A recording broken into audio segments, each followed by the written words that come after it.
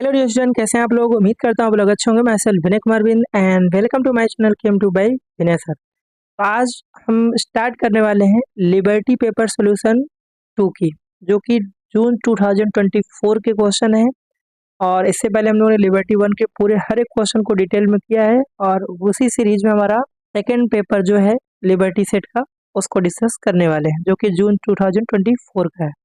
और फटाफट चैनल को सब्सक्राइब कर लीजिए अगर आप नए हैं, तो वीडियो को शेयर करें ताकि आपको बहुत सारे क्वेश्चन का डिटेल, आपको किस तरह से आपको बोर्ड की प्रिपरेशन करनी चाहिए एमसीक्यू का, क्योंकि एमसीक्यू में मार्क्स कट रहे हैं बच्चों के। तो अगर आप एमसीक्यू जैसे मैं बता रहा हूँ वैसे करेंगे तो आपका एमसीक्यू में डेफिनेटली इम्प्रूवमेंट होगा, उसमें कॉन्फिडेंस आएगा, है ना। चलिए स्टार्ट करते हैं। जो पहला क्वेश्चन है which a compound give fast reaction with Lucas reagent. अगर लुकास टेस्ट की बात की जाए, है ना, तो लुकास टेस्ट सबसे पहले किस लिए यूज होता है? Primary, secondary and tertiary alcohol को डिटेक्ट करने के लिए यहाँ पर ये टेस्ट होता है। तो हो सकता है इस बार एमसीक्यू बन जाए कि भाई लुकास टेस्ट कौन से किसके लिए यूज होते हैं। 1, 2, 3 डिग्री को डिटेक्ट करना है तो वो ये टेस्ट यूजफुल है। इसमें थोड़ा सा हम कॉन्सेप्ट, अगर आपके पास प्राइमरी अल्कोहल है तो प्राइमरी अल्कोहल में अगर लुकास रिएजेंट मिलाएंगे, लुकास रिएजेंट होता क्या है वो भी बहुत जरूरी है। HCl और एनहाइड्रस ZnCl2 को बोलते हैं लुकास रिएजेंट। अगर लुकास रिएजेंट मिलाएंगे तो यहाँ पर कोई रिएक्शन नहीं होगा अगर वो प्राइमरी अल्कोहल है तो, ठीक है। अगर बात करें 2 डिग्री अल्कोहल, अगर 2 डिग्री अल्कोहल है उसमें अगर लुकास रिएजेंट मिलाएंगे तो कुछ टाइम बाद, मतलब 2 से 3 मिनट के बाद वहाँ पर टर्बिडिटी फॉर्म होगा, ठीक है। टर्बिडिटी मतलब ऑयली जैसा अपीयरेंस आएगा वहाँ पर 2 से 3 मिनट बाद। 3 डिग्री अल्कोहल है और उसमें अगर आपने लुकास रिएजेंट डाला तो ये रिएक्टिविटी इसकी फास्ट होती है, तो इमीडिएटली यहाँ से टर्बिडिटी फॉर्म होगा। इसका मतलब ये हुआ कि रिएक्टिविटी के अगर ऑर्डर की बात की जाए तो आपको क्या क्लियर हुआ कि भाई सबसे ज़्यादा टर्सरी, फिर सेकेंडरी, फिर प्राइमरी अल्कोहल, ये लुकास रिएजेंट का रिएक्टिविटी का ऑर्डर है। अब यहाँ पर क्वेश्चन पे आते हैं। अब आप बना भी लेंगे, पूरा कॉन्सेप्ट क्लियर हो गया। तो अब आप बस सबको पहचानना है कौन सा अल्कोहल है। इसमें अगर पूरा स्ट्रक्चर को ओपन करें तो OH जो है इस कार्बन से जुड़ा होगा, दैट मीन्स ये 2 डिग्री अल्कोहल है। दूसरा वाला जो है वो 1 डिग्री अल्कोहल है ना।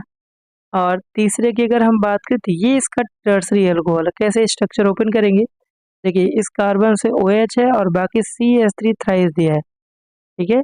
मतलब ये इसी कार्बन से अटैच्ड होगा 3 डिग्री, और बाकी ये वाला तो प्राइमरी अल्कोहल दिख रहा है। क्या आंसर कौन सा होगा? सी, टर्सरी अल्कोहल फास्ट रिएक्टिव होगा। ओके, नेक्स्ट जो सेकंड क्वेश्चन है, reduction of which compound give optically active alcohol, है ना। रिडक्शन कराना है आप, तो अच्छा क्वेश्चन है ये। तो ऑप्टिकली एक्टिव अल्कोहल का मतलब क्या है कि कायरल कार्बन, ठीक है, हेलो एल्केन में पढ़ा होगा कायरल कार्बन, वो जिस कार्बन से अटैच्ड है वो कायरल कार्बन होना चाहिए। देखिए मिथाइल ब्यूटेनोएट, ये तो एस्टर है। ब्यूटेनॉन ये कीटोन है, ये एल्डिहाइड है, ये ब्यूटेनोइक एसिड है। साफ साफ दिख रहा है अगर हमने ब्यूटेनॉन का रिडक्शन कराया, क्योंकि कीटोन के रिडक्शन से सेकेंडरी अल्कोहल बनता है, तो ब्यूटेनॉन का स्ट्रक्चर क्या है भाई? CH3CH2, और यहाँ से कीटोन होगा। बोलिए इसको ब्यूटेन 2 ऑन या ब्यूटेनॉन भी बोल सकते हैं। और इसका अगर रिडक्शन कराएंगे तो कीटोन के रिडक्शन से हमेशा क्या बनता है भाई? Primary alcohol, sorry secondary alcohol. तो यहाँ से जो अल्कोहल बन के आएगा CH, और यहाँ से OH, और यहाँ से CH3। OH जिस कार्बन से जुड़ा है वो कार्बन कौन सा? ये वाला। और ये कार्बन देखिए कायरल कार्बन है। देखिए एक इथाइल है, एक मिथाइल है, एक H है और एक OH है। तो मतलब इसका जो आंसर बनेगा वो बी। बाकी ब्यूटेनॉल का कराएंगे तो वहाँ से प्राइमरी अल्कोहल बनेगा, ब्यूटेनोइक से भी प्राइमरी अल्कोहल, एस्टर से मिक्सचर ऑफ अल्कोहल बनेगा, है ना। प्राइमरी ही बन रहा है और वो कायरल कार्बन उसमें नहीं है। क्लियर है? अच्छा कॉन्सेप्चुअल क्वेश्चन था ये। चलिए बात करते हैं थर्ड क्वेश्चन का। क्वेश्चन है कि विच of following reaction is not electrophilic substitution reaction. देखिए यहाँ पर फिनॉल फिनॉल का रिएक्शन क्लोरोफॉर्म के साथ करा रहे हैं। ये तो आपने कौन सा रिएक्शन है भाई, राइमर टाइमन साहब है, राइमन टाइमन रिएक्शन, तो ये इलेक्ट्रोफिलिक है। ठीक है, फिनॉल डाइल्यूट ये इलेक्ट्रोफिलिक NO2 जाके अर्थो पैरा बनाता है। फिनॉल जो है ये ऑक्सीडाइजिंग एजेंट है, ठीक है, ऑक्सीडाइजिंग क्रोमिक एसिड, और ये भी इलेक्ट्रोफिलिक है। दैट मीन्स का आंसर जो बनेगा वो सी आंसर है। बाकी A B D जो है वो इलेक्ट्रोफिलिक सब्स्टिट्यूशन रिएक्शन में आते हैं। तो फिनॉल की प्रॉपर्टी में जाके आप देख सकते हैं, चेक कर सकते हैं। तो क्रोमिक एसिड यहाँ फिनॉल को ऑक्सीडेशन से बनाएगा क्या, अगर आपने पढ़ा होगा, तो ये कई बार MCQ पूछा है, वो कंपाउंड यहाँ से ये चीज़ बनाता है ना। इसको बेंजोक्विनोन बोलते हैं, या इसका IUPAC नेम क्या होगा भाई, ठीक है, इसका IUPAC नेम होगा cyclo hex 1,5 diene 1,4 dione. इसका IUPAC नेम आप कमेंट कर सकते हैं, हमने बता दिया आपको, फिर भी आप कमेंट करिए। इसका IUPAC नेम भी बोर्ड में MCQ में पूछता है। ओके, नेक्स्ट जो 4 क्वेश्चन है असर्शन रीजन का है। असर्शन में दिया boiling point of para nitrophenol is higher than ortho nitrophenol. बिल्कुल सही है कि पैरा नाइट्रोफिनॉल में क्या होता है, इंटर मोलिकुलर हाइड्रोजन बॉन्ड होता है जो कि स्ट्रॉन्ग होता है, और अर्थो नाइट्रोफिनॉल में कौन सा होता है, that is intramolecular hydrogen bond होता है जो कि वीक होता है। ऑब्वियस सी बात है, इसका बॉइलिंग पॉइंट स्ट्रॉन्ग होगा किसका, पैरा नाइट्रोफिनॉल का। रीजन में लिखा है क्या, para nitrophenol is has intramolecular hydrogen, बिल्कुल गलत है, पैरा में इंटरमोलिकुलर हाइड्रोजन बॉन्ड होता है। ठीक है, तो मतलब असर्शन जो है वो करेक्ट है, रीजन जो है वो रॉन्ग है। इसका जो आंसर बन के आएगा वो हैगा सी आंसर। ठीक है, बट आपको ध्यान रखना है पैरा में इंटर और अर्थो में इंट्रा, और inter molecular hydrogen bond strong होता है इसलिए बॉइलिंग पॉइंट ज़्यादा है। इसका मतलब क्या है कि स्ट्रॉन्ग है तो मतलब ये लेस वोलेटाइल होगा, ये भी करके जाइए। और ये क्या होगा, मोर वोलेटाइल। वोलेटाइल का मतलब वेपर में जिसका बॉइलिंग पॉइंट कम होगा उसका बॉइलिंग पॉइंट से वोलेटिलिटी का जो होता है रिलेशन, वो उल्टा रिलेशन होता है। ओके, नेक्स्ट जो क्वेश्चन है 5, इसमें क्या दिया है देखिए, ये फिर से देखिए, हमने 24 में भी ऐसे क्वेश्चन देखे थे ईथर के HI के साथ यहाँ पर, तो ये इंटेक्स का ही क्वेश्चन है। यहाँ देखिए C6H5 का, दैट मीन्स ये बेंजीन ही है, और यहाँ पर ऑक्सीजन है, फिर यहाँ से C2H5 है। इसको HI के साथ रिएक्शन अगर कराएंगे तो कैसे आप प्रोडक्ट सोचेंगे, देखिए यहाँ से अगर मैं बॉन्ड ब्रेक कर इसमें माइनस प्लस आएगा, और ये क्या बेंजीन के साथ रेजोनेंस है और ज़्यादा स्टेबल है, इसलिए बॉन्ड आपको यहीं से ब्रेक करना है। जब यहाँ से ब्रेक कर लिया, H जाके इस पे अटैक होगा और I जाके इससे, तो प्रोडक्ट क्या बनाएगा भाई, यहाँ पर एक तो प्रोडक्ट बनाएगा फिनॉल और दूसरा बनाएगा आइडो इथेन, X and Y यही है। देखिए आंसर कौन सा बनेगा, आंसर यहाँ पर फर्स्ट आंसर राइट आंसर होगा। ओके, आई होप ये क्वेश्चन क्लियर हो गया है। चलिए बात करते हैं क्वेश्चन नंबर 6 का। क्वेश्चन है predict which of reaction is not benzaldehyde. देखिए अभी अभी हमने 2024 वाले क्वेश्चन में लिबर्टी सेट 1 में बेंजल्डिहाइड के सारे नाम बताए थे कि भाई कौन कौन से, रोजनमुंड रिडक्शन था, है ना, रोजनमुंड था, स्टेफन रिडक्शन था, इटार्ड रिएक्शन था, और गेटरमैन कोच रिएक्शन था। ये चारों के चारों किस में आते हैं, बेंजल्डिहाइड के प्रिपरेशन में। बोला product which is reaction is not benzaldehyde, तो ये अगर आपको याद हो तो ये जो है गेटरमैन रिएक्शन है, गेटरमैन सॉरी कोच रिएक्शन है। ठीक है, ये जो दिया हुआ है वो इटॉड रिएक्शन है, और ये जो दिया है ये तो नहीं है, बाकी ये जो है वो है रोजन मुंड रिडक्शन। इन सभी में आपको बेंजल्डिहाइड बन जाएगा, इसमें भी बेंजल्डिहाइड बनेगा, इसमें भी, बट यहाँ से आपको बेंजोइक एसिड बनेगा। ये आपने कार्बोक्सिलिक एसिड का दूसरा जो मेथड है, 6 मेथड दिया NCERT में, तो यहाँ से ऑक्सीडेशन ऑफ अल्काइल ग्रुप से, तो यहाँ से बेंजोइक एसिड बनाएगा, तो इसका जो आंसर बनेगा वो सी होगा। ओके, 7 क्वेश्चन की बात करते हैं। 7 जो क्वेश्चन है लिखा है 2 मिथाइल ब्यूटूइन और ओजोनोलिसिस से प्रोडक्ट क्या बनेगा। इसके लिए पहले तो आपको स्ट्रक्चर बनाने आना चाहिए, ठीक है। तो 2 मिथाइल ब्यूटूइन, तो ब्यूटूइन का मतलब क्या है, दूसरे कार्बन पे डबल बॉन्ड, और 2 मिथाइल दिया मतलब यहीं पर एक मिथाइल ग्रुप होगा, है ना। टेट्रावैलेंसी CH3, यहाँ से CH, यहाँ से CH3। ओजोनोलिसिस का अगर मैं शॉर्ट ट्रिक फॉर्मूला बताऊं, आपको करना क्या है, सिंपल सा, देखिए बहुत सिंपल सा ट्रिक बता रहा हूँ। आप ये जो डबल बॉन्ड यहीं से तोड़ दीजिए, और इसको डबल बॉन्डेड ऑक्सीजन दे दिए, और इसको भी डबल बॉन्डेड ऑक्सीजन दे दीजिए। यहाँ से देखिए आपको क्या बनता हुआ दिखाई दे रहा है, वो बनता दिख रहा है एसीटोन। और यहाँ से आपको क्या बनता हुआ दिखाई रहा है, CH3CH, जो है एक तो इथेनॉल बना है, एक एसीटोन बना है, ठीक है। तो बता दीजिए आंसर कौन सा होगा भाई, इसका आंसर होगा डी, ठीक है। बहुत सिंपल सा ट्रिक है, जो डबल बॉन्ड है उसको तोड़ दीजिए, और जो कार्बन है दोनों को डबल बॉन्डेड ऑक्सीजन दे दीजिए, तो आपको पता चल जाएगा एल्डिहाइड बना रहे हैं कीटोन। अगर डबल बॉन्डेड कार्बन से जो जुड़ा हुआ कार्बन वो ब्रांच वाला है, मतलब कार्बन अगर 2 हैं उससे जुड़े हुए, पक्का वो कीटोन बनाएगा। यहाँ से एक ही जुड़ा है मतलब वो एल्डिहाइड बना। ये सबसे सिंपल सा शॉर्ट ट्रिक है, MCQ में शॉर्ट ट्रिक आपको चाहिए जिससे आप क्वेश्चन बना सकें। ओके, तो चलिए बात करते हैं जो 8 क्वेश्चन है ना। क्वेश्चन क्या है, which compound can reduce Fehling reagent. आपने एल्डिहाइड कीटोन में टॉलेंस एंड फेलिंग टेस्ट आपने पढ़ा होगा, इंपॉर्टेंट है। तो फेलिंग टेस्ट की अगर हम बात करें, इसके क्या क्या पॉइंट है। सबसे पहले ये जो फेलिंग टेस्ट रहता है वो सिर्फ aliphatic aliphatic aldehyde Fehling test देता है, ठीक है। एलिफेटिक मतलब उसमें बेंजीन रिंग नहीं होगा, कार्बन की स्टेट या फिर ब्रांच चेंज एल्डिहाइड होंगे, ठीक है। और फेलिंग जो रिएजेंट होता है, ठीक है, फेलिंग रिएजेंट वो क्या होता है, equimolar solution of Fehling solution A plus Fehling solution B।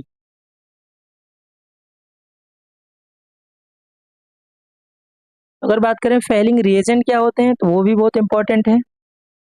Fehling test में जो फेलिंग रिएजेंट होता है वो होता है इक्वल अमाउंट, ठीक है, इक्वल अमाउंट या फिर आप प्रोपोर्शन बोल सकते हो, A एंड B, मतलब Fehling solution A and B का इक्वल अमाउंट होता है।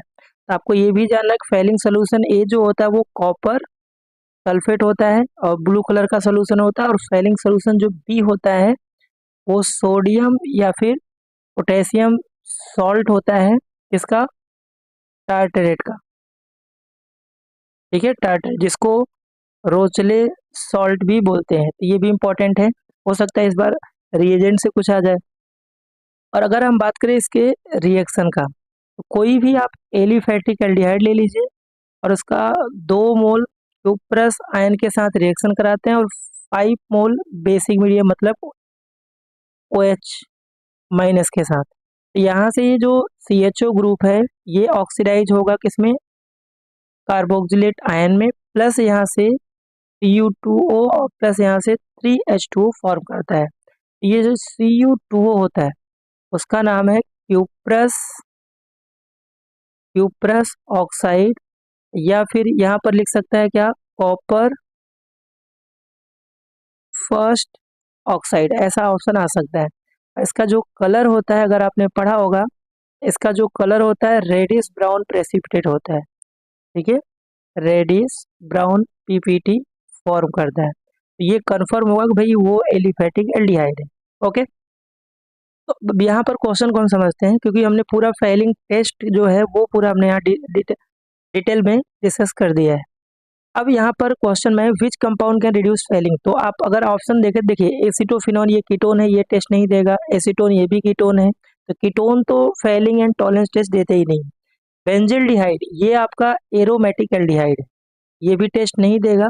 तो बचा कौन सा, एसिटल्डिहाइड। देखिए बोर्ड ने चालाकी ये किया है, ये इथेनॉल का कॉमन नेम है। एसिटल्डिहाइड क्या होता है, CH3CHO, इथेनॉल को ही एसिटल्डिहाइड बोलते हैं, और ये एक एलिफेटिक एल्डिहाइड है, इसलिए फॉलिंग टेस्ट फेलिंग टेस्ट देगा। तो इसका आंसर क्या हो जाएगा, बी। ओके, चलिए सेकंड को नेक्स्ट क्वेश्चन की बात करते हैं। 9, compound has highest pKa value.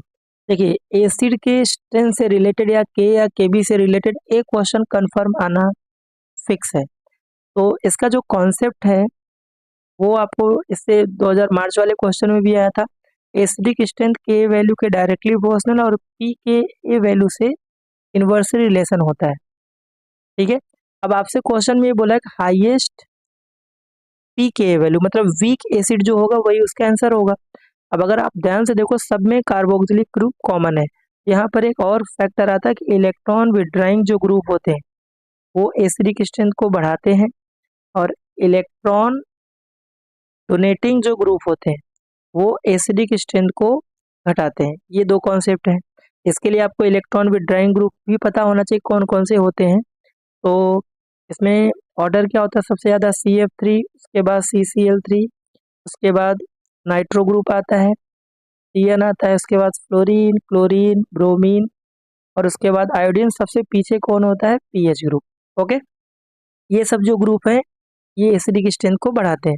अब अगर ऑप्शन में देखें, देखिए यहाँ पर क्लोरीन है, यहाँ पे नाइट्रो ग्रुप है, यहाँ पर मिथाइल जो कि एक इलेक्ट्रॉन डोनेटिंग ग्रुप है और इसमें कोई ग्रुप नहीं। इसमें सबसे वीक एसिड जो होगा उसी का पीके वैल्यू ज़्यादा होगा। ओके, तो यहाँ पे देखिए कौन सा होगा, क्योंकि ये जो इलेक्ट्रॉन मिथाइल ग्रुप है इलेक्ट्रॉन डोनेटिंग ग्रुप है तो ये एसिडिक स्ट्रेंथ को घटाते हैं। तो इसका आंसर कौन सा हो जाएगा यहाँ पर, आप बताइए। सी आंसर, ये वीक एसिड है जिसका पी के वैल्यू क्या होगा, हाईएस्ट होगा। तो 9th का जो आंसर बन के आएगा वो आपका होगा कौन सा, सी आंसर। 10 क्वेश्चन की बात करें तो क्या दिया है, which of following compound used as a food preservative. आप कार्बोक्सिलिक एसिड का प्रिपरेशन आप पढ़ेंगे तो सोडियम जो बेंजोएट होता है ये फूड प्रिजर्वेटिव में यूज होता है। ओके, ये आपको एनसीईआरटी में एप्लीकेशन ऑफ कार्बोक्सिलिक एसिड में मिल जाएगा। सोडियम बेंजोएट इसका फाइनल आंसर होगा। क्वेश्चन नंबर 11 क्या दिया है यहाँ पे देखिए, बेंजल्डिहाइड है और यहाँ पर एसिडोफिनोन है, OH है और प्रोडक्ट आपसे पूछ रहा है। यहाँ से सिंपल सा देखिए, इसमें अल्फा हाइड्रोजन नहीं है और इसमें अल्फा हाइड्रोजन है। ये जो प्रोडक्ट बनने वाला क्रॉस एल्डोल, अगर मैं इसके प्रोडक्ट की बात करूँ, ठीक है, C6H5 और यहाँ से है कीटोन ग्रुप को हमने ओपन कर लिया है ना, पहला। और दूसरा यहाँ पर है CH3। इसको अगर स्ट्रक्चर को ओपन करें, देखिए कार्बन के पास 3 हाइड्रोजन, बाकी यहाँ से कीटोन ग्रुप है और फिर यहाँ से C6H5 है। तो अगर आपने क्रॉस एल्डोल रिएक्शन पढ़ा होगा, ठीक है, इंपॉर्टेंट है क्रॉस एल्डोल, ये डाइल्यूट NaOH के प्रेजेंस में होता है। और सिंपल सा ट्रिक अगर मैं बताऊं, कभी भी एल्डोल या क्रॉस एल्डोल का प्रोडक्ट बनाना हो तो क्या करिए आप, अल्फा हाइड्रोजन 2 निकाल लीजिए और यहाँ से ये कीटोन ग्रुप से एक ऑक्सीजन निकाल लीजिए और बाकी जो बचा उसको कंबाइन कर दीजिए, वही आपका फाइनल प्रोडक्ट होगा। तो प्रोडक्ट क्या बनेगा, C6H5 फिर CH और डबल बॉन्ड, देखिए दोनों हाइड्रोजन निकल गए अल्फा, तो यहाँ CH बचेगा और यहाँ से COO और यहाँ से C6H5। ये इसका फाइनल प्रोडक्ट है। ऐसा कौन सा ऑप्शन आपको दिख रहा है, ऐसा आंसर जो है आपका बी आंसर राइट आंसर होगा, है ना। क्रॉस एल्डोल, एल्डोल इंपॉर्टेंट है, ये 4 नंबर में भी आते हैं और MCQ में आ रहा तो उतना लेंदी नहीं जाना, सिंपल सा अल्फा हाइड्रोजन कोई 2 निकाल लीजिए और एक कीटोन से कार्बोनाइल ग्रुप से ऑक्सीजन, जो बचा उसको कंबाइन कर दीजिए, वही आपका फाइनल प्रोडक्ट होगा। ओके, 12 क्वेश्चन की अगर बात करें तो देखिए साफ साफ दिख रहा है कि ये अपना कौन सा रिएक्शन है, हाफ मैन ब्रोमाइड रिएक्शन। तो हाफ मैन ब्रोमाइड अगर डिग्रेडेशन रिएक्शन की बात करें तो इसमें होता क्या है, सबसे पहले इससे हम प्राइमरी अमाइन का प्रिपरेशन करते हैं, है ना। वो चाहे एलिफेटिक हो ये भी बना सकते हैं और एरोमेटिक एल्डिहाइड एरोमेटिक अमाइन ये भी प्रिपेयर कर सकते हैं। और इसका अगर जनरल रिएक्शन अगर बात करें तो ये जनरल रिएक्शन ही दिया, देखिए RCONH2, इस कंपाउंड का नाम है क्या है, अमाइड, ठीक है, Br2 और यहाँ से NaOH से आपको रिएक्शन हीट करना है तो क्या प्रोडक्ट बनेगा, तो जितने कार्बन का अमाइड है उससे एक कार्बन कम का यहाँ से अमाइन, मतलब इसको CO को यहाँ से निकाल दीजिए, यहाँ से क्या बनेगा RNH2 प्राइमरी अमाइन और प्लस यहाँ से ये 4 मोल होता है एक्चुअल में तो 2 मोल यहाँ से NaBr प्लस Na2CO3 भी फॉर्म करता है। ओके, इसके अलावा यहाँ से H2O भी फॉर्म करेगा। ओके, तो यहाँ पे सिंपल सा रिएक्शन बोला कि भाई कौन सा रिएक्शन है, half man bromide degradation reaction ये है। इसका जो आंसर बनेगा वो फर्स्ट। सैंडमेयर रिएक्शन की अगर हम बात करें तो सैंडमेयर रिएक्शन में क्या होता है, इसमें डायजोनियम सॉल्ट लेते हैं N2+Cl- और इसको क्यूप्रस क्लोराइड HCl या फिर क्यूप्रस ब्रोमाइड HBr और क्यूप्रस साइनाइड यहाँ से क्लोरोबेंजीन साइनोबेंजीन, ठीक है, और ब्रोमोबेंजीन का फॉर्मेशन करता है ना। गेटरमैन जो रिएक्शन होता है तो गेटरमैन कोच और गेटरमैन रिएक्शन, तो इसमें सेम चीज होता है, बस यहाँ पर कॉपर पाउडर और HCl ले सकते हैं या फिर कॉपर पाउडर HBr।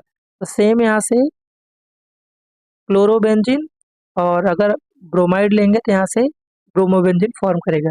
गैब्रियल जो पैथिलमाइड रिएक्शन है उससे हम प्राइमरी एलिफैटिक अमाइन बनाते हैं। तो आप अगर ध्यान से देखो तो ऑर्गेनिक में जितने भी क्वेश्चन बनेंगे वो सब नेम रिएक्शन वाले, मोस्ट ऑफ 90% क्वेश्चन वही है। हमने मार्च का जो पेपर सॉल्व किया था उसमें भी वही चीज़ है, और ये जून में जो 2024 में कर रहे हैं ये भी वही चीज़ है। तो नेम रिएक्शन आप टारगेट करके जाइए, कोई भी अगर ऑर्गेनिक चैप्टर आपको परेशान कर रहा है एटलीस्ट उसके सारे नेम रिएक्शन बना के जाइए, आपका ऑर्गेनिक के क्वेश्चन लगभग कॉन्फिडेंस MCQ में होने रहेगा। चलिए, जो 13 क्वेश्चन है इस क्वेश्चन में देखते हैं क्या दिया है। Among the given which compound है हाईएस्ट बॉइलिंग पॉइंट, ठीक है, बॉइलिंग पॉइंट आपको बताना है। और आप ध्यान से देखें तो यहाँ पर सबके सब अमाइन है, ठीक है। तो अगर हम अमाइन की बात करें इसमें 2-3 कॉन्सेप्ट है। सबसे पहले पहला कॉन्सेप्ट है कि मॉलिक्यूलर मास, हम अगर मान लीजिए अलग अलग कार्बन चेन, मॉलिक्यूलर मास जिसका ज़्यादा होगा उसका बॉइलिंग पॉइंट ज़्यादा होगा। और दूसरा, अगर आइसोमर कोई है, आइसोमर क्या होता है, जिनका मॉलिक्यूलर फॉर्मूला सेम होता है, स्ट्रक्चर अलग अलग होता है, तो उसमें क्या होते हैं ब्रांच, उसमें देखते हैं कि boiling point inversely proportional to number of branch, क्योंकि ब्रांच होने से सरफेस एरिया घटेगा तो अट्रैक्शन फोर्स वीक होगा, इसलिए बॉइलिंग पॉइंट घट जाता है। तो अगर इस क्वेश्चन में अगर हम ध्यान से देखें तो ये जो है स्ट्रेट चेन है 3 कार्बन का, प्राइमरी अमाइन है, ये सेकेंडरी अमाइन है, ये भी सेकेंडरी अमाइन है, और ये आपका प्राइमरी अमाइन। बट अगर आप डी ऑप्शन में देखें तो ये आपका ब्यूटेन अमाइन, 4 कार्बन आपको दिख रहा है, 4 कार्बन, बाकी सी एंड बी में इसमें भी 4 कार्बन, बट ये आइसोमर्स है। इसमें जो बॉइलिंग पॉइंट आने वाला है सबसे ज़्यादा डी का होगा, है ना। इसमें फर्स्ट जो कॉन्सेप्ट वही लगेगा, मॉलिक्यूलर मास ज़्यादा है इसलिए वंडरवॉल फोर्स ज़्यादा होगा, इसलिए इसका बॉइलिंग पॉइंट भी क्या होगा, ज़्यादा होगा। ओके, क्वेश्चन नंबर 14 की बात करें तो which reagent is use to distinguish ethyl amine and aniline. Ethyl amine और एनिलीन को डिटेक्ट करना है। तो इथाइल अमाइन का स्ट्रक्चर अगर देखें तो इथाइल अमाइन मतलब C2H5NH2, और एनिलीन को तो आप अच्छे से जानते हैं, एनिलीन में क्या होता है, बेंजीन के ऊपर NH2। अगर हम बात करें दोनों ही प्राइमरी अमाइन है तो इसमें हिंसबर्ग टेस्ट ये तो दोनों देंगे, ये भी दोनों रिएक्शन देगा, और ये भी एलिफैटिक कार्बाइल अमाइन रिएक्शन अगर आपने पढ़ा होगा तो ये कार्बाइल अमाइन रिएक्शन है, और ये हिंसबर्ग टेस्ट है। तो प्राइमरी अमाइन चाहे एलिफैटिक एरो ये दोनों देंगे, तो एक ही ऑप्शन बचा बी, Br2 और H2O। ये आपका टेस्ट जो देता है वो सिर्फ कौन सा देगा, एनिलीन देगा, इथाइल अमाइन नहीं देता है। तो इसका आंसर जो बनेगा B is a right answer. Okay, चलिए क्वेश्चन नंबर 15, इसमें क्या दिया है कि डायजोनियम सॉल्ट को इथेनॉल से रिएक्शन करा रहा है। अगर आपने बेंजीन डायजोनियम क्लोराइड की प्रॉपर्टी पढ़ा होगा, है ना, नेम रिएक्शन के अलावा, तो यहाँ से क्या था N2+Cl-, इसमें बहुत सारे रिएक्शन है, वो मैं सारे रिएक्शन एक बार बता दे रहा हूँ, आप देख लीजिए, हो सकता है सर MCQ यहाँ से बन जाए। तो पहला KI के साथ इसको हीट करेंगे तो यहाँ से बनाता है क्या, हाइड्रोबेंजीन। अगर इसको हमने जो क्वेश्चन है इथेनॉल CH3CH2OH, तो यहाँ से जो बनाता है प्रोडक्ट वो बेंजीन बनाएगा, प्लस साइड में इथेनॉल बनाता है, और N2 गैस तो यहाँ से डायजोनियम सॉल्ट में बनेगा। अगर बेंजीन डायजोनियम क्लोराइड को H3PO2 के साथ कराएंगे तो यहाँ से भी बेंजीन बनेगा, प्लस यहाँ से फॉस्फोरस एसिड, प्लस यहाँ से नाइट्रोजन। ओके, इसके अलावा अगर, ठीक है, फ्लोरोबोरिक एसिड बोलते हैं, इसके साथ कराएंगे तो सबसे पहले यहाँ से PF4- N2 फ्लोरोबोरेटाइन बनाएगा, फिर इसको हीट करते तो यहाँ से फ्लोरोबेंजीन, प्लस यहाँ से BF3 और प्लस यहाँ से नाइट्रोजन। ओके, और अगर मैंने इसी को NaNO2 के साथ रिएक्शन किया तो यहाँ से आपको नाइट्रोबेंजीन फॉर्म होता है। ये जनरल प्रॉपर्टी है बेंजीन डायजोनियम क्लोराइड का, ये भी करके जाइए, हो सकता है यहाँ से कुछ क्वेश्चन अलग मिल सकता है। ओके, तो बात करते हैं कि जो 15 क्वेश्चन का आंसर होने वाला है, 15 क्वेश्चन का वो क्या होगा। आपसे ध्यान रखिए, इसमें विच इज ऑक्सीडाइज प्रोडक्ट पूछ रहा है, तो यहाँ पर बेंजीन आंसर नहीं होगा। आपको ऑक्सीडाइज प्रोडक्ट, ये जो इथेनॉल है वो कन्वर्ट हो रहा है इथेनल में, इसका जो प्रोडक्ट बनेगा, साइड प्रोडक्ट पूछ रहा है वो है इथेनल, इसका राइट आंसर सी होगा। ओके, सेकंड क्वेश्चन की बात करें, इसमें दिया है कि acid anhydride on reaction with primary amine, तो क्या प्रोडक्ट बनने वाला है। प्राइमरी अमाइन आप कोई भी ले लीजिए, चले हमने ले लिया RNH2, प्राइमरी अमाइन है। इसको एसिड एनहाइड्राइड, एसिड एनहाइड्राइड क्या होता है, CH3COO, फिर यहाँ से यही चीज आता है CH3, एसिड एनहाइड्राइड। इसके साथ अगर रिएक्शन कराएंगे आप, देखिए ये यहाँ से हाइड्रोजन निकलेगा और ये पूरा ग्रुप ये साइड में निकल जाएगा, और जो चीज है उसको कंबाइन कराएंगे तो क्या बनेगा, यहाँ से RNH, फिर COCH3 और प्लस यहाँ से एक आपको एसिटिक एसिड बनेगा। तो यहाँ से प्रोडक्ट कौन सा बन रहा है, अमाइड। इसका जो आंसर बनने वाला है 16 का वो होगा D answer, that is amide. Next जो क्वेश्चन है, question number 17, X Hinsberg reagent product here is X soluble in alkali. ठीक है, हिंसबर्ग जो टेस्ट होता है, हिंसबर्ग टेस्ट, तो हिंसबर्ग टेस्ट इसलिए करते हैं 1 डिग्री 2 डिग्री 3 डिग्री अमाइन को डिटेक्ट करने के लिए यूज करते हैं। ओके, तो आपको अगर मैं कॉन्सेप्ट बता दें इसका, तो कोई अगर आपने प्राइमरी अमाइन लिया, प्राइमरी अमाइन में आप कोई भी ले सकते हो, चलिए हमने C2H5 और यहाँ से NH2 को मैंने इस तरह से ओपन कर दिया। हिंसबर्ग रिएजेंट क्या होता है, बेंजीन सल्फोनाइल क्लोराइड, इसका जो स्ट्रक्चर कुछ इस तरह से होता है। ठीक है, इसको बोलते हैं बेंजीन सल्फोनाइल क्लोराइड, और यहाँ से क्या करना है आपको, HCl ये निकाल लेना है क्योंकि ये प्राइमरी अमाइन है। तो यहाँ से C2H5, फिर NH, फिर सल्फर डबल बॉन्ड और यहाँ से पूरा बेंजीन, तो ये जो बनता है अमाइड, इसका नाम क्या है, एन इथाइल बेंजीन सल्फेनामाइड, और ये क्या होता है, सोल्यूबल इन अल्कली, अल्कली में सोल्यूबल होता है।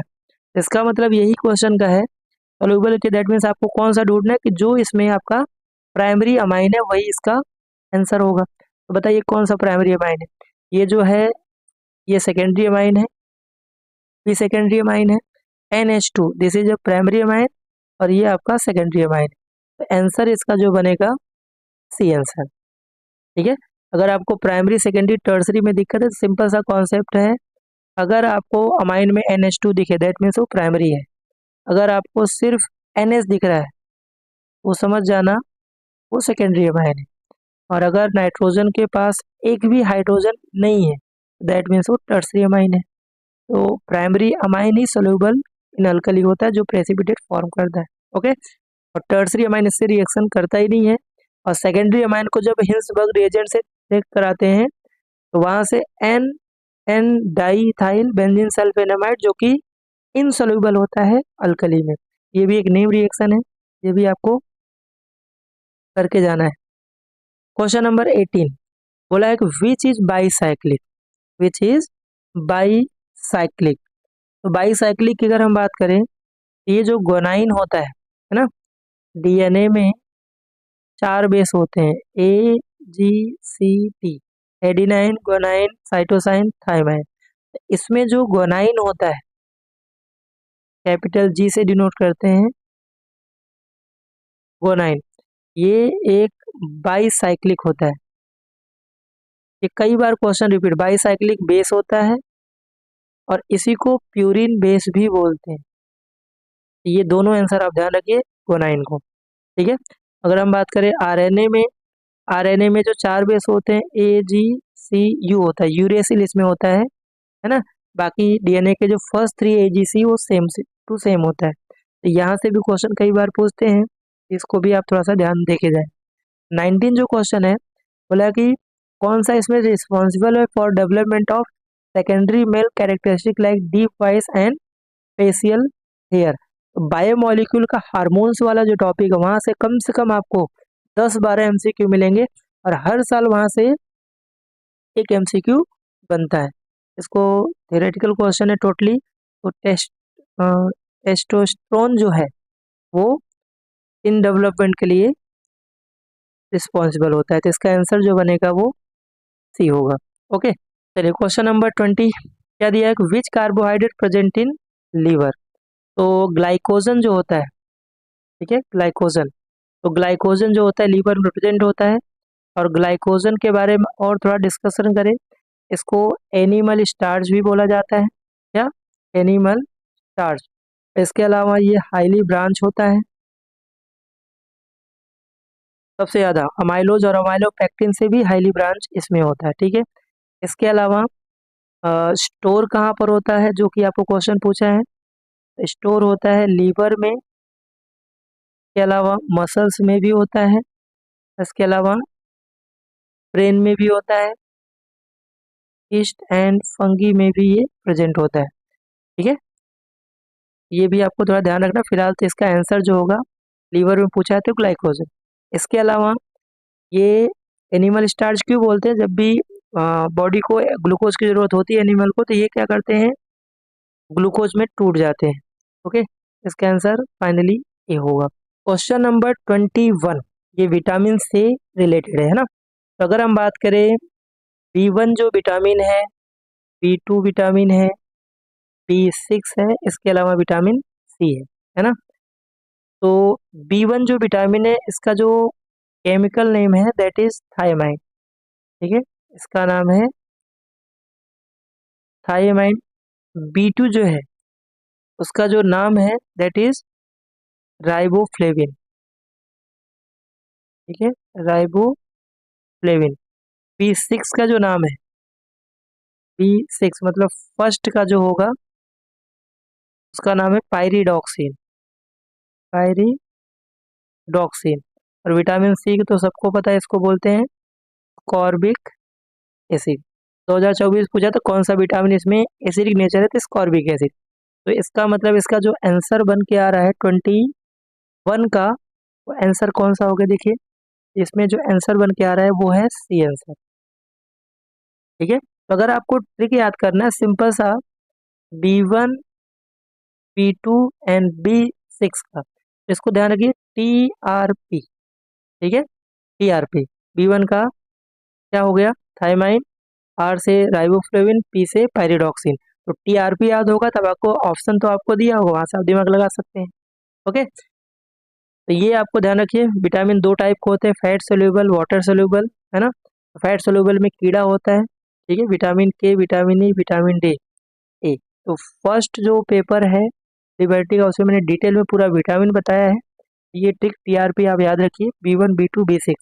चलिए क्वेश्चन नंबर 22 पे आते हैं। ये आपका सॉल्यूशंस का, अगर आपने एक्सरसाइज किया होगा, एक्सरसाइज का सॉल्यूशन चैप्टर का 2.7 क्वेश्चन है, वही क्वेश्चन में थोड़ा वैल्यू चेंज कर दिया।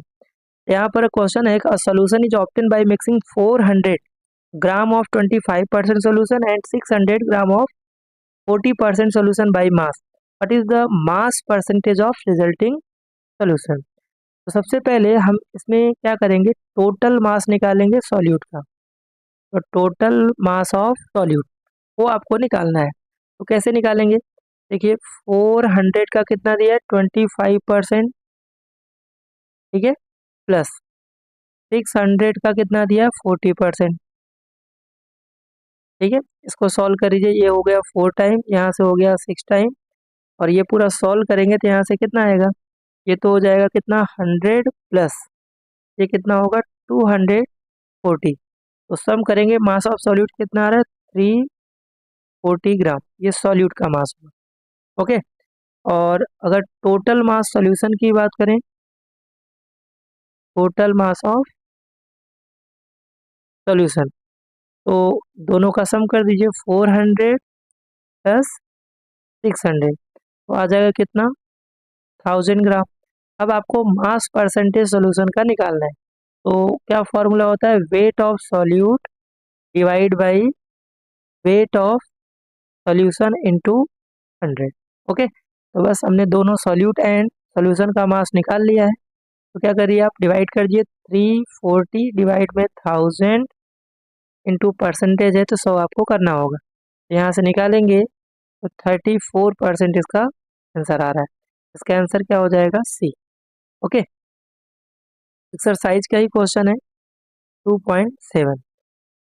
चलिए 23 क्वेश्चन, लेंदी क्वेश्चन है, और ये भी क्वेश्चन आपका एक्सरसाइज का, सॉल्यूशन के एक्सरसाइज का 13 जो क्वेश्चन है वही क्वेश्चन है, थोड़ा सा वैल्यू इसमें चेंज किया है ना, ताकि इजीली आप कैलकुलेशन कर सके। तो क्वेश्चन है, total pressure of ethane over a solution containing 7.14 into 10 के power -3 gram of ethane is 1 bar if the solution contain 5 into 10 के power -2 gram ethane, then what shall be partial pressure of gas, आपको निकालना है। Temperature same दिया है। इस question को क्या कैसे करना है, लेंदी क्वेश्चन है, थोड़ा इसको समझ लेते हैं। तो आपको सबसे पहले इथेन का मोल निकालना है। ठीक है, पहला क्या है, number of mole of ethane. तो इथेन का क्या होता है, C2H6, इसका मॉलिक्यूलर मास कितना आएगा 30, और मोल कैसे निकालते हैं, जो भी वेट दिया है 7.14 इंटू 10 के पावर -3, और इथेन का मॉलिक्यूलर मास होता है 30। तो यहाँ से जब निकालेंगे तो 0.238 इंटू 10 के पावर -3, ये इसका मोल आएगा। ओके, दूसरा चीज हमें हेनरीज लॉ अगर लगाएंगे, क्योंकि गैस है तो यहाँ पर हेनरीज लॉ अप्लाई होने वाला है। हेनरी लॉ जो क्या बोलता है, पार्शियल प्रेशर इक्वल टू के एच इंटू एक्स होता है ना। तो प्रेशर तो आपको क्वेश्चन में 1 बार दिया हुआ है, तो सबसे पहले हम यहाँ से के एच निकाल लेंगे। ठीक है, तो के एच जब निकालेंगे तो के एच इक्वल टू क्या होगा, ठीक है, तो मल्टीप्लाई हो जाएगा पी डिवाइड में एक्स। प्रेशर तो 1 बार है, 1 बार दिया है। अब ये एक्स क्या होता है, मोल फ्रैक्शन है ना,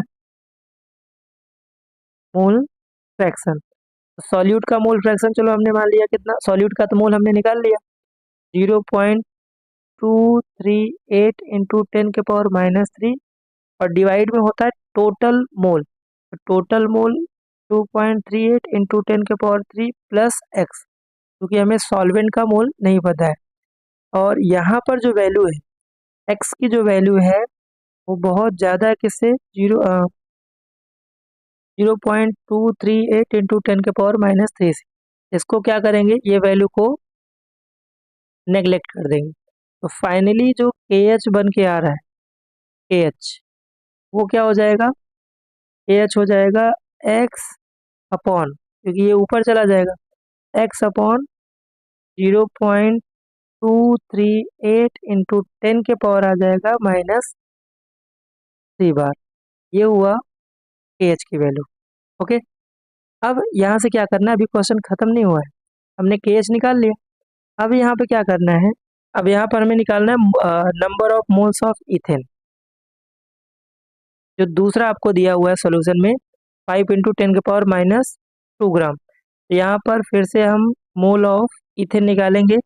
तो इस बार जो वेट दिया है 5 इंटू 10 के पावर, और यहाँ से डिवाइड में क्या होगा, मोल, मोलर मास 30 है, तो यहाँ से जो वैल्यू आएगा 1.67 इंटू 10 के पावर -3 मोल। ठीक है, ऐसे भी मोल निकालेंगे। अब हेनरी जो लगाएंगे तो क्या होता है, P इक्वल टू के एच इंटू एक्स। फिर से हेनरी लगाएंगे, तो केएच की वैल्यू आपको ये वाला यूज किया जो फर्स्ट है आपने निकाला है। तो पार्शियल प्रेशर कैसे निकालेंगे, पार्शियल प्रेशर इक्वल टू होगा केएच की वैल्यू कितना है एक्स अपॉन 0.238 इंटू 10⁻³ इंटू, अब यहाँ से मोल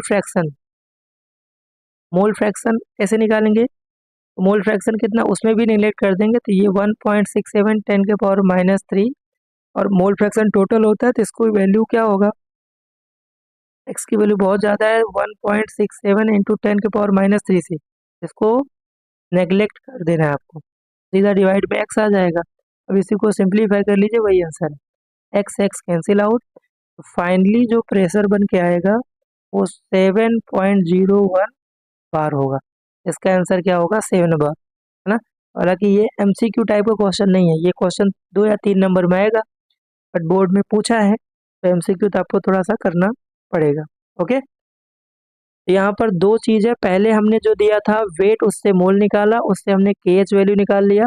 ध्यान रखना मोल फ्रैक्शन क्या होता है, जिसका भी मोल निकालना divide by total mole, x की वैल्यू एक्स को और प्लस जो मोल है इसको नेग्लेक्ट कर देना है जो वैल्यू है ना।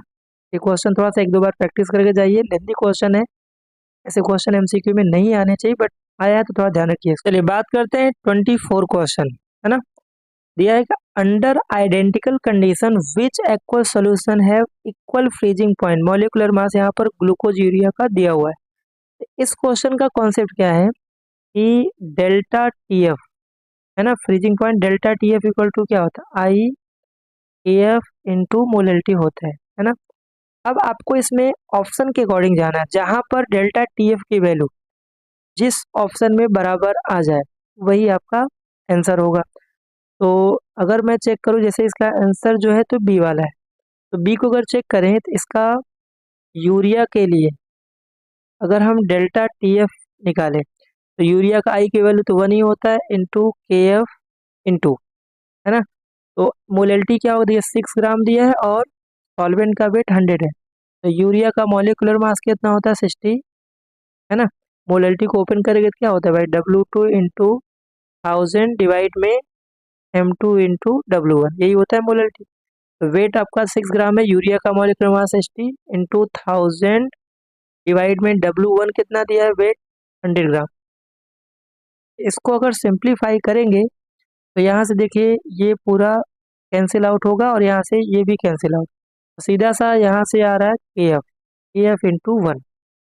ओके, और दूसरा इसी में जो पार्ट दिया हुआ है ग्लूकोज के लिए, अगर मैं ग्लूकोज के लिए इसमें निकालूं डेल्टा टी एफ की वैल्यू, तो ग्लूकोज का भी आई पॉइंट ऑफ फैक्टर 1 होगा इंटू के एफ इंटू, अब ग्लूकोज का वेट कितना दिया है 18 W2, ग्लूकोज का मॉलिक्यूलर मास 180 और सॉल्वेंट तो 100 दिया है 100 और यहाँ पर इंटू 1000 होता है।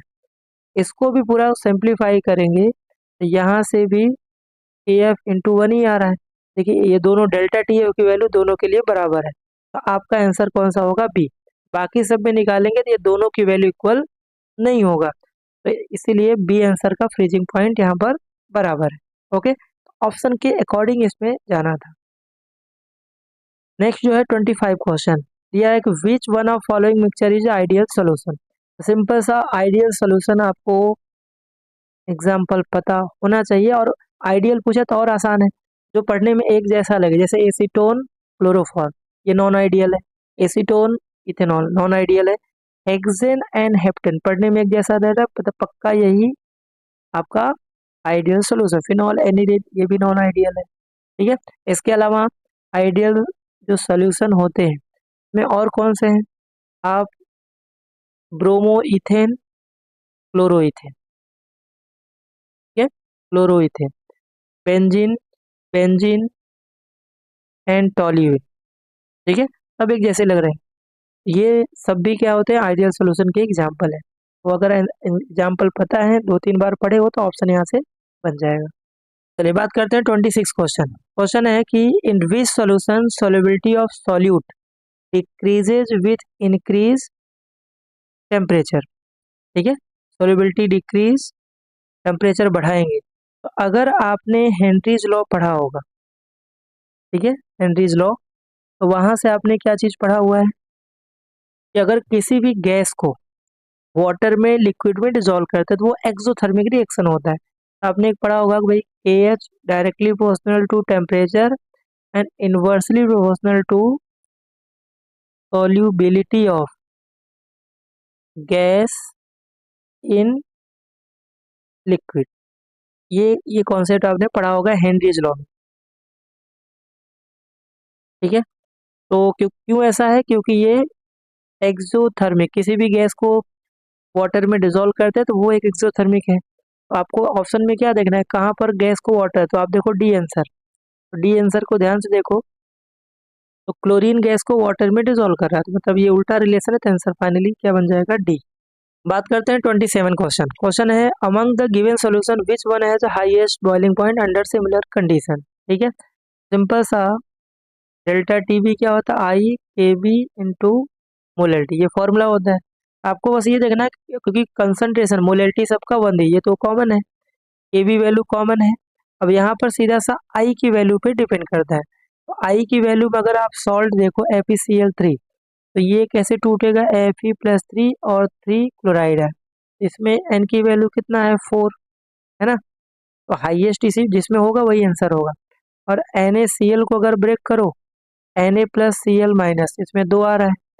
और अगर BaCl2, इसमें बेरियम+2 और 2 क्लोराइड है, इसमें एन की वैल्यू कितना आ रहा है, 3, और इसमें 1 आएगा।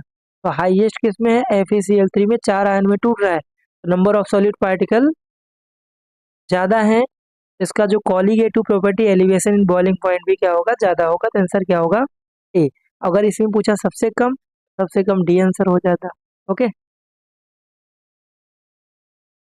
चलिए बात करते हैं 28 क्वेश्चन। 28 में दिया which metal can not produce hydrogen gas by reaction with HCl। तो SHE में जो हाइड्रोजन का रिडक्शन पोटेंशियल वैल्यू होता है वो होता है 0 वोल्ट, ये फिक्स है ना। SHE में रिडक्शन पोटेंशियल वैल्यू 0। अब यहाँ पर नॉट प्रोड्यूस हाइड्रोजन, तो इसमें थोड़ा सा चेंजेज है, इसमें जो कॉपर का होता है प्लस का 0.34 वोल्ट होता है। तो जिसका रिडक्शन पोटेंशियल वैल्यू SHE से ज़्यादा होगा, तो ये ज़्यादा है तो मतलब ये कैथोड की तरह काम करेगा, तो हाइड्रोजन गैस यहाँ पर ये जो है वो एनोड की तरह काम करेगा। एनोड पे क्या होता है, ऑक्सीडेशन, और कैथोड पे क्या होता है, रिडक्शन। तो जिसकी रिडक्शन पोटेंशियल वैल्यू SHE से ज़्यादा होगा वो रिएक्शन करेगा और हाइड्रोजन गैस प्रोड्यूस करेगा। इसका आंसर सिंपल से क्या होगा, सी कॉपर। बाकी सब देखिए 0 से कम वैल्यू है। ओके, तो 28 का कॉपर हो जाएगा।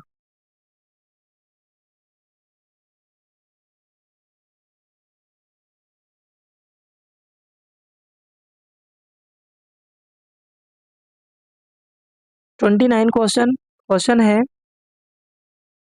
Standard electrode potential of Daniell cell 1.1 volt, what will be the. Simple सा क्वेश्चन है, टेक्स्ट बुक का ही, इसमें मुझे ज़्यादा डिस्कस नहीं करना है। फॉर्मूला क्या होता है, -NF सेल, कितनी बार पूछा हुआ है।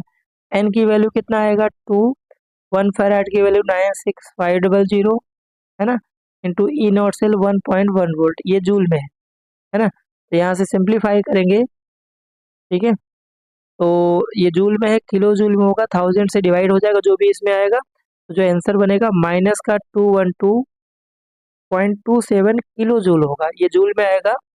उसमें 1000 से आप डिवाइड करेंगे तो किलो जूल में आपका ऑप्शन मिल जाएगा, है ना। क्वेश्चन रिपीट किया है। नेक्स्ट जो है 30 क्वेश्चन, इस पे डिस्कस करते हैं। 30 क्वेश्चन है what will be the pH of solution which is contact with hydrogen electrode having oxidation potential. Okay, तो देखिए इसमें ऑक्सीडेशन पोटेंशियल एक सिंपल सा ट्रिक का फॉर्मूला है, आप इस फॉर्मूले को याद करके जाइए। तो इसमें oxidation oxidation potential of hydrogen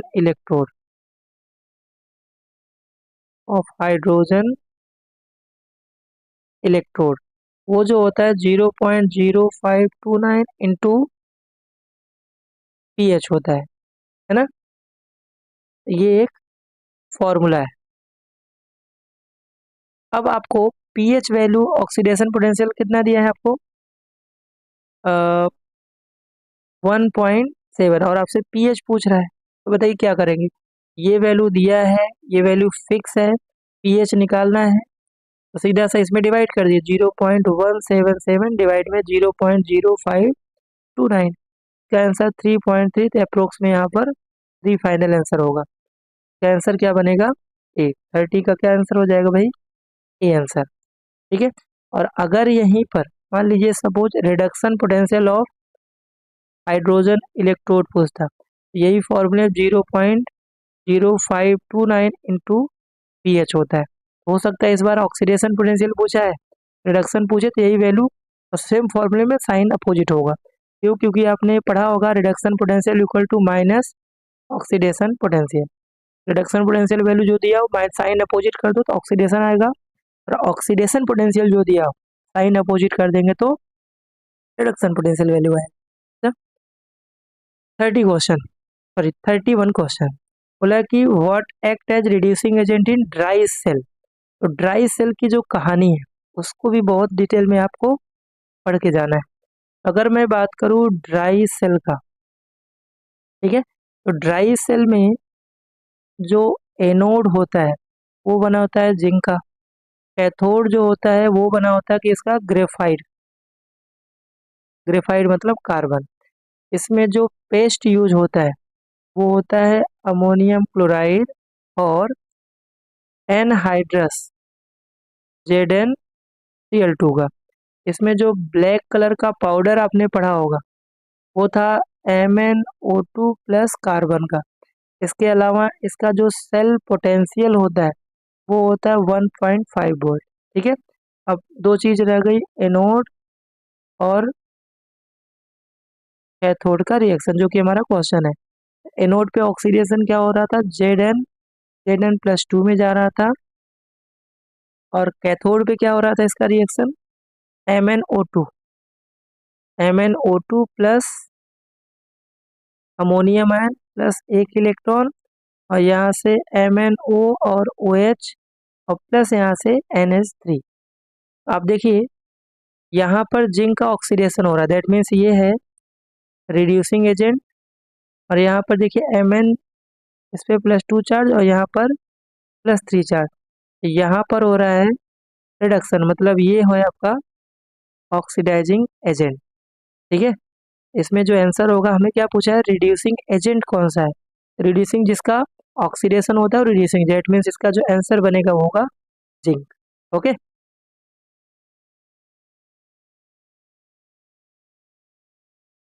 next 32 question दिया है, electronic conductance does not depends on, तो किस पे डिपेंड नहीं होता है। इलेक्ट्रॉनिक कंडक्टेंस जो होता है वो मेटल के लिए बात करता है, ऑब्वियस सी बात है कंसंट्रेशन इसमें नहीं आने वाला। इसका जो आंसर बनेगा वो हो जाएगा ए, कंसंट्रेशन ऑफ इलेक्ट्रोलाइट। बाकी नंबर ऑफ वैलेंस इलेक्ट्रॉन पे डिपेंड करता है, टेम्परेचर डिपेंड ही करता है, nature of structure of metal इस पे भी डिपेंड करता है।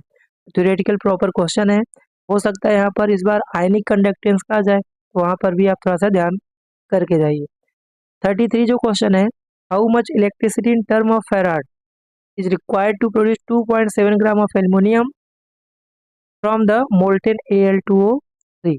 तो अगर मैं बात करूँ कैथोड के रिएक्शन का, एल्युमिनियम पे +3 चार्ज है, ये 3 इलेक्ट्रॉन गेन करेगा और यहाँ से एल्युमिनियम सॉलिड बनाएगा।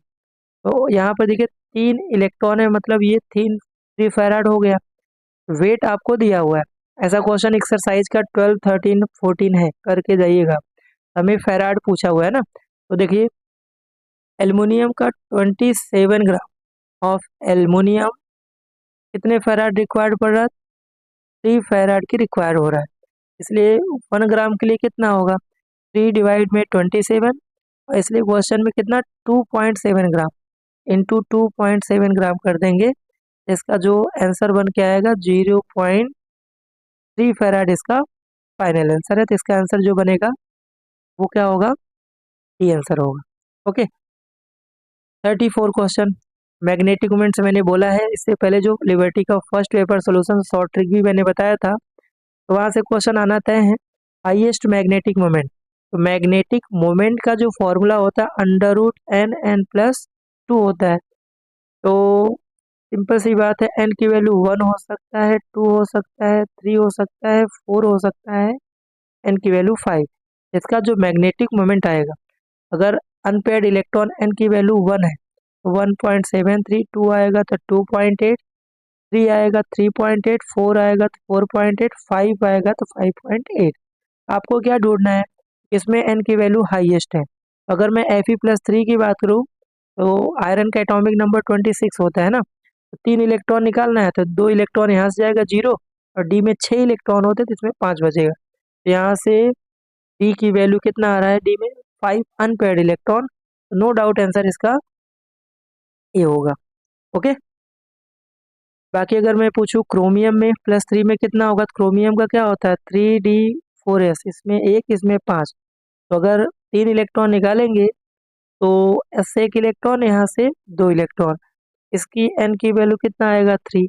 कोबाल्ट का 27 होता है, तो 3d4s, 2 और 7, तो 3 इलेक्ट्रॉन यहाँ से हो जाएगा 0, यहाँ से 6, मतलब एन की वैल्यू इसमें कितना आएगा 4। टाइटेनियम की बात, स्कैंडियम टाइटेनियम का होता है 22, 3d2 4s2 होता है। 3 इलेक्ट्रॉन निकालना है तो डी में 1 इलेक्ट्रॉन, एन की वैल्यू कितना आएगा इसमें 1। हाईएस्ट किसमें आ रहा है, फेरिक आयन में। Next 35 question. 35 क्वेश्चन में क्या दिया है, what is the use as a catalyst in a Wacker process. तो डीएनए ब्लॉक पढ़ा होगा, ये एप्लीकेशन अगर पढ़ेंगे डीएनए ब्लॉक का बहुत इंपॉर्टेंट है। जितने भी कोऑर्डिनेशन कंपाउंड पढ़ लो या फिर डीएनए ब्लॉक पढ़ लो, तो एप्लीकेशन वाले आएंगे। PdCl2 यहाँ पर यूज होता है। ओके, ब्रास जो होता है वो एलॉय है, और एलॉय किसका होता है, कॉपर एंड टिन का। 3 तरह के यहाँ पर है। इसमें जो बात करें अगर एलॉय का, जो ब्रॉन्ज होता है कॉपर और टिन का होता है। ब्रास जो होता है कॉपर और जिंक होता है। और एक और आता है जर्मन सिल्वर। जर्मन सिल्वर होता है कॉपर, जिंक और प्लस इसमें निकल होता है। इनको आप करके जाइए, यहाँ से हो सकता है एमसीक्यू। तो फिलहाल ब्रॉन्ज में कॉपर एंड टिन होता है। Okay, 37 question. देखिए A2CR2 KMnO4 के प्रिपरेशन से क्वेश्चन बनते हैं। ग्रीन कलर कंपाउंड कितनी बार बोला भाई, MnO4 2-, इसको बोलते हैं मैंगनेट आयन। इसका जो कलर होता है ग्रीन कलर होता है, और इसका जो शेप हाइब्रिडाइजेशन होगा sp3, शेप क्या होता है टेट्राहेड्रल। स्ट्रक्चर की बात करें तो इसमें 2 ऑक्सीजन माइनस थे, और बाकी यहाँ से डबल बॉन्डेड होते हैं, टेट्राहेड्रल होता है। बाकी अगर मैं इसकी बात करूँ तो ये आपका डाइक्रोमेट आयन है। इसका जो कलर होता है वो ऑरेंज होता है। ये जो कलर होता है इसका येलो कलर होता है, और ये जो कलर होता है इसका कलर पर्पल या ऑलमोस्ट ब्लैक होता है सॉलिड फेज में। बाकी पर्पल कलर होता है इसका। ठीक है, ये सबका जो स्ट्रक्चर है टेट्राहेड्रल ही है, बस डाइक्रोमेट का डाई टेट्राहेड्रल होता है, और सबका हाइब्रिडाइजेशन sp3 होता है। ओके, नेक्स्ट अगर हम बात करें 38 क्वेश्चन, क्या दिया है, how many total number of ions are obtain by ionization of iron third hexacyanoferrate. इसका जो स्ट्रक्चर है स्पेसिफिक केस है Fe जो है 4, और FeCN6 होगा, और इसको थ्राइस लेते हैं। ये इसका पूरा स्ट्रक्चर है। इसको आयनाइज अगर करेंगे तो यहाँ से देखिए Fe+3 है, और ऐसे कितने 4 आयन है। ठीक, यहाँ थर्ड लिखा हुआ है ना, और यहाँ पर ऐसे 3 है। ये जो आयन है FeCN6, इसके ऊपर -4 चार्ज, तो टोटल आयन कितने हुए, 4 इसके 3 इसके, तो 4+3 कितना आएगा 7 आयन होगा। तो इसका आंसर जो बनेगा वो डी आंसर होगा, टोटल 7 आयन। ओके, 39 जो क्वेश्चन है, 39 जो क्वेश्चन है आपसे ये पूछ रहा है कि identify the complex entity which show optical isomerism. देखिए डाइडेंटेड और 2 एक जैसे हैं, तो इसका जो आंसर बनेगा वो आपका सी होगा 39 का। सी आंसर ये ऑप्टिकल आइसोमर शो करेगा। 40 क्वेश्चन, एप्लीकेशन फिलहाल फिर से कोऑर्डिनेशन कंपाउंड। तो क्लोरोफिल में मैग्नीशियम जो होता है प्रेजेंट होता है। इसके अलावा भी मैं बता दूं, हो सकता है इस बार हीमोग्लोबिन आ जाए कि भाई हीमोग्लोबिन में कौन सा होता है, तो हीमोग्लोबिन में आयरन प्रेजेंट होता है। इसके अलावा B12 जो एप्लीकेशन पढ़ेंगे तो उसमें कोबाल्ट होता है, कोबाल्ट कॉम्प्लेक्स मेटल होते हैं। इसके अलावा कई बार विलिकंसन कैटलिस्ट भी आपने पढ़ा होगा, विलिकंसन कैटलिस्ट आपको मिलेगा जरूर PYQ में। तो विलिकंसन कैटलिस्ट जो होता है वो होता है क्या, ब्रैकेट में PS3 है ना, और P यहाँ से होता है थ्राइस, और फिर रोडियम और Cl, इसको बोलते हैं विलिकंसन कैटलिस्ट। और हाइड्रोजिनेशन ऑफ एल्किन में इसका यूज होता है, ये भी आपको PYQ में मिलेगा। ओके, नेक्स्ट बात करें 41 क्वेश्चन। 41 क्वेश्चन भी अच्छा है, ये कई बार आपको बनते हैं। तो 41 क्वेश्चन की बात करें, which one is correct for high spin complex. देखिए अगर आपने CFT थ्योरी पढ़ा, इसमें दो केस आते हैं, पूरा यहाँ समझ लीजिए। केस वन में डेल्टा ओ लेस देन P होता है, P पेयरिंग एनर्जी, डेल्टा ओ ऑक्टाहेड्रल स्प्लिटिंग। इसमें 3 पॉइंट आप याद करके जाइए। पहला जो है इलेक्ट्रॉनिक कॉन्फिगरेशन, अगर फोर्थ इलेक्ट्रॉन होगा तो फोर्थ इलेक्ट्रॉन इसमें 3 इलेक्ट्रॉन जाएगा और फोर्थ चौथा इलेक्ट्रॉन EG में जाएगा। दूसरा ये जो होता है वो वीक लिगेंड में होता है, और वीक लिगेंड है तो ऑब्वियस सी बात है वहां पर नंबर ऑफ अनपेयर्ड इलेक्ट्रॉन क्या होंगे, ज्यादा होंगे। ज्यादा आएंगे तो स्पिन यहाँ पर हाई होगा, तो ये जो होगा हाई स्पिन कॉम्प्लेक्स होगा। तो फिलहाल तो इसका आंसर जो बनेगा वो तो बी है ना, बी आंसर है। इसके अलावा जो दूसरा केस है उसको भी आप टारगेट करिए। तो अगर डेल्टा ओ ग्रेटर देन पेयरिंग एनर्जी हो जाए तो इसी का सब कुछ उल्टा, मतलब इलेक्ट्रॉनिक कॉन्फिगरेशन में इलेक्ट्रॉन का पेयरिंग फोर्थ इलेक्ट्रॉन इसी EG में 0 इलेक्ट्रॉन, और ये हमेशा स्ट्रॉन्ग लिगेंड में होगा, और इसका जो स्पिन होगा लो स्पिन होगा। बस ये आप पॉइंट करके जाइए, कम से कम 15-20 MCQ यहाँ से बन रहे हैं। ओके, चलिए बात करते हैं क्वेश्चन नंबर 42 है ना। कंपाउंड है डायमैग्नेटिक एंड टेट्राहेड्रल स्ट्रक्चर। देखिए डायमैग्नेटिक, इसमें स्ट्रॉन्ग लिगेंड, अगर इसमें तो 0 ऑक्सीडेशन स्टेट आएगा, इसमें वीक लिगेंड है तो इसमें पेयरिंग होगा नहीं।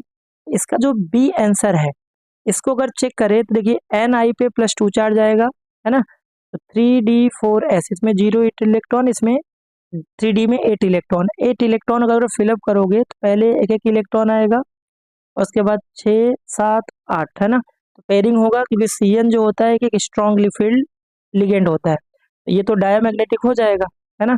बट इसका जो हाइब्रिडाइजेशन देना चाहिए वो DsP2 होना चाहिए, यहाँ पर टेट्राहेड्रल नहीं, DsP2 मतलब स्क्वायर प्लेनर ज्योमेट्री होना चाहिए। ये क्वेश्चन में थोड़ा सा मिस्टेक है, फिलहाल यहाँ पर करेंगे तो बी आंसर बनेगा है ना। 43 क्वेश्चन की बात करें तो सर्टेन रिएक्शन आपको यहाँ पर देखिए यूनिट दिया है K का, तो ऑर्डर पूछा है, तो K की यूनिट का जो जनरल फॉर्मूला होता है मोल पर लीटर और पावर में 1 - n पर सेकेंड है ना। तो यहाँ पर लीटर स्क्वायर दिया हुआ है, तो अगर मैं n की वैल्यू 3 रखूँ तो मोल पर लीटर और पावर में क्या होगा 1 - 2 और पर सेकेंड, 2 को अंदर लेके जाओगे और 3 रखना पड़ेगा क्योंकि लीटर स्क्वायर चाहिए। तो यहाँ से क्या बनेगा आपका, आपका बनेगा मोल इनवर्स स्क्वायर और लीटर का स्क्वायर पर सेकेंड। दैट मीन्स इसका आंसर जो बनेगा थर्ड थर्ड ऑर्डर रिएक्शन होगा। तो मेन चीज़ है ये जनरल फार्मूला, उसके बाद ऑप्शन के अकॉर्डिंग एन की वैल्यू रखिए, आपको आंसर मिल जाएगा। ओके, नेक्स्ट जो क्वेश्चन है 44, क्या लिया है, और reaction A and B C बना रहा है is second order in A। अगर इसका रेट लिखें तो A के रिस्पेक्ट में बोल रहा है क्या, सेकेंड ऑर्डर, एंड B के रिस्पेक्ट में बोल रहा है क्या, 0 ऑर्डर। ये तो इसका रिएक्शन हुआ। अब जो चेंजेस कर रहा है, rate affected when concentration A को डबल, A के प्लेस पे 2A रख देंगे, एंड B को डबल कर रहा है तो यहाँ पर 2 है। इसमें जो नया रेट बनेगा K 2A के पावर में स्क्वायर और यहाँ से 2B के पावर में 0। ओवरऑल यहाँ से क्या है, तो 1 ही हो जाएगा, यहाँ से 4a² एंड 2b इसके पावर में 0 तो 1 ही होगा, तो मतलब इसका 4 टाइम जो होगा इंक्रीज हो जाएगा, तो इसका आंसर जो बनेगा डी बनेगा। ऐसे क्वेश्चन बोर्ड में आते हैं ऑर्डर ऑफ रिएक्शन और टेक्स्ट बुक के ही क्वेश्चन है। Next 45 question, in presence of catalyst heat evolve और एब्जॉर्ब ड्यूरिंग अ रिएक्शन। तो 45 का थ्योरेटिकल क्वेश्चन है, तो कैटलिस्ट का कोई इफेक्ट नहीं आता, तो यहाँ पर रिमेन अनचेंज होगा। कैटलिस्ट का जो रिएक्शन उस पर कोई इन्वॉल्व है, बस रेट ऑफ रिएक्शन को बढ़ाता है, तो यहाँ से क्या हो जाएगा, रिमेन अनचेंज। ओके, चलिए 46 जो क्वेश्चन है आपको यहाँ दिया है, for a first order reaction half life period कितना दिया, 5। फर्स्ट ऑर्डर रिएक्शन के लिए जो हाफ लाइफ का फॉर्मूला होता है T half equal to 0.693 divide में के। तो यहाँ से आप के निकालो कि हाफ लाइफ आपको 5 मिनट दिया, 0.693 डिवाइड में 5, तो ये आपका आएगा पर मिनट। और यहाँ पर आपको क्या पूछ रहा है, टाइम। तो फर्स्ट ऑर्डर का फॉर्मूला 2.303 अपॉन में के लॉग इनिशियल कंसंट्रेशन 100 और फाइनल क्या होगा 100 माइनस 99.9। ओके, तो यहाँ से टी की जो वैल्यू दिया है आपको, जो हमने निकाला, यहाँ पे रखेंगे 2.303 डिवाइड में के 0.693 और 5 ऊपर चला जाएगा, और यहाँ पर लॉग 100 डिवाइड में 0.1, ये जो वैल्यू है ओवरऑल आएगा 10 के पावर 3। ओके, तो यहाँ से टाइम जब पूरा कैलकुलेट करेंगे तो फाइनल जो आंसर बन के आएगा 49.8, और ऐसा ऑप्शन है तो यहाँ से लगभग 50 आंसर बनेगा। इसका जो आंसर आएगा इट इज 50। तो फर्स्ट ऑर्डर का हाफ लाइफ और जो इंटीग्रेटेड का फॉर्मूला है वो आपको याद होना चाहिए, तो क्वेश्चन ये बन जाएगा। Okay, 47 question, what is the value of slope. Slope का एक क्वेश्चन बोर्ड में आता ही है, स्लोप को आपको क्लियर होना चाहिए। अगर एल एन के वर्सेज 1/10, दैट मीन्स ये अरेनियस साहब का इक्वेशन है, तो इसका अगर मैं रिएक्शन लिखूं अरेनियस का, तो क्या होगा, L N K equal to होता है L N A minus E A divide में यहाँ से होता है आर टी। तो स्लोप क्या होता है, minus E A by R होता है, ठीक है, minus E A by R होता है। तो इसका जो स्लोप आएगा, ठीक है, ई ए की वैल्यू दिया है, तो यहाँ से आप क्या करेंगे, तो स्लोप जो है m equal to minus E A by R है ना, और इसी को इक्वल कर देना है। अब वैल्यू जो दिया है माइनस ई ए की वैल्यू दिया है आपको 33.256 और आर की वैल्यू 8.314 करेंगे, तो इसको सिंप्लीफाई करेंगे, फाइनल आपका जो आंसर आएगा -4। इसका जो आंसर बन के आएगा दैट इज -4। ओके, नेक्स्ट जो क्वेश्चन है वो हेल वेल्केन से है ना। इसका जो 48 क्वेश्चन है, not allylic halide. Allylic halide होता क्या है, अलाइलिक हैलाइड, इसमें ये होता है कि हैलोजन जिस कार्बन से अटैच्ड हो वो कार्बन sp3 होना चाहिए और बगल वाला कार्बन डबल बॉन्डेड sp2, ऐसे कंपाउंड को बोलते हैं अलाइलिक हैलाइड। तो अलाइलिक हैलाइड आपको देखना ऑप्शन से कौन सा होगा, तो आपको स्ट्रक्चर बना, जैसे अगर मैं फर्स्ट की बात करूं, 2 ब्रोमो साइक्लोहेक्सिन, तो साइक्लोहेक्सिन क्या है, बेंजीन डबल बॉन्ड लगा दीजिए 2 ब्रोमो, तो दूसरे कार्बन पे आप ब्रोमीन लगा दीजिए। अब चेक करेंगे तो ये जो कार्बन है जिससे अटैच्ड है ये कार्बन sp3 है, और ये एडजेसेंट कार्बन यहाँ पर डबल बॉन्डेड sp2 है, दैट मीन्स आंसर जो बनेगा इसका A answer is a right answer. ठीक है, इसी तरह से विनाइलिक हैलाइड क्या होता है, विनाइलिक हैलाइड में halogen directly double bonded sp2 से अटैच्ड होते हैं, यहाँ से भी क्वेश्चन बन सकता है। ओके, 49 क्वेश्चन बात करें, विच कंपाउंड है हाईएस्ट रिएक्टिविटी टुवर्ड्स SN1। कितनी बार रिपीट किया है, SN1 में टर्सरी सेकेंडरी प्राइमरी का ये रिएक्टिविटी का ऑर्डर होता है, आपको देखना है किसमें से, अच्छा बेंजीन दिया है, तो बेंजीन की वजह से यहाँ पर रेजोनेंस स्ट्रक्चर होता है, इसको इससे क्या होगा, स्टेबिलिटी बढ़ जाता है, तो बेंजीन देखिए इसमें 2 है, तो आपका जो आंसर बनेगा यहाँ से डी। अगर इसके स्ट्रक्चर को ओपन करें आप, इस कार्बन से देखिए CH3 है और यहाँ पे C6H5 बेंजीन है ना, और इसी से ब्रोमीन है और इसी से एक और बेंजीन है, बेंजीन के कारण यहाँ पर इसकी रिएक्टिविटी बढ़ जाती है, तो इसलिए ये ज़्यादा रिएक्टिव होगा, तो इसका आंसर डी बनेगा। नेक्स्ट जो 50 क्वेश्चन है, when compound come in contact with I, simple सा थ्योरेटिकल क्वेश्चन है। आपको कंपाउंड अगर पढ़े होंगे, ये जो डाई क्लोराइड मिथाइल है, ये आई के कांटेक्ट में यहाँ से बर्निंग सेंसेशन होता है, ये आंसर होगा। CCl4 फायर एक्सटिंग्विशर में यूज होता है। तो ये जो poly halogen compound halo alkane में दिया, वहां से पढ़ के जाइए, क्वेश्चन बनने के चांस ज़्यादा है। तो ये हमने टोटल 50 क्वेश्चन को डिटेल में डिस्कस किया। अगर आप MCQ में चाहते हो अच्छे मार्क्स 40+ स्कोर कर सको, आपको हर एक क्वेश्चन के कॉन्सेप्ट को सीखना है और बाकी जो ऑप्शन है उनको भी आप करते जाइए। आपने ऑर्गेनिक जितने भी देखा सब मोस्ट ऑफ नेम रिएक्शन ही है। ऑर्गेनिक से आपको डरना नहीं, नेम रिएक्शन पे टारगेट करिए, आपका MCQ स्ट्रांग हो जाएगा ऑर्गेनिक। ओके, तो अगर आप चैनल पे नए हैं तो चैनल को लाइक शेयर सब्सक्राइब जरूर करें, बेल आइकन को भी प्रेस करें ताकि वीडियो का नोटिफिकेशन आपको पहले मिले। ये हमारा लिबर्टी का सेकंड पेपर सोल्यूशन हुआ। नेक्स्ट हम थर्ड की बात करेंगे, वहां पर हम समझेंगे कौन से क्वेश्चन देखिए बार बार किस टॉपिक से रिपीट हो रहे हैं। चलते हैं, मिलते हैं नेक्स्ट वीडियो लेक्चर में। Thank you.